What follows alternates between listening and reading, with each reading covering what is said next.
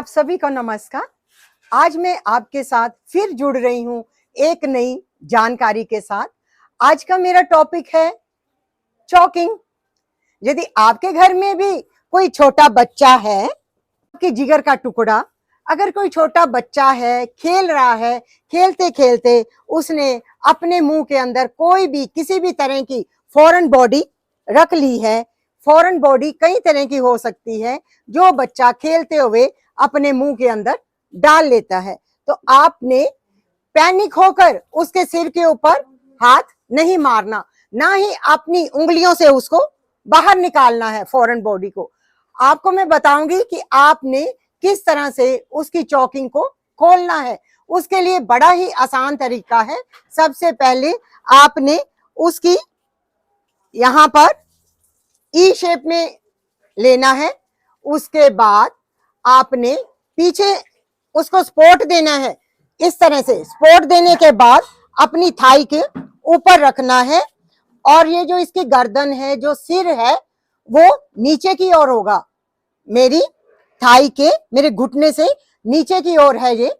यदि बच्चा बड़ा है तो हम दो थाइस के ऊपर भी इसको रख सकते हैं। दोनों शोल्डर्स के, ये जो दोनों शोल्डर्स हैं, शोल्डर ब्लेड्स हैं, उनके सेंटर में आपने पाम ऑफ द हील से नीचे से ऊपर की ओर आपने प्रेशर देना है। कितनी बारी देना है? 5 टाइम्स। 1 2 3 4 5। बैक स्लैप 5 टाइम आपने देना है।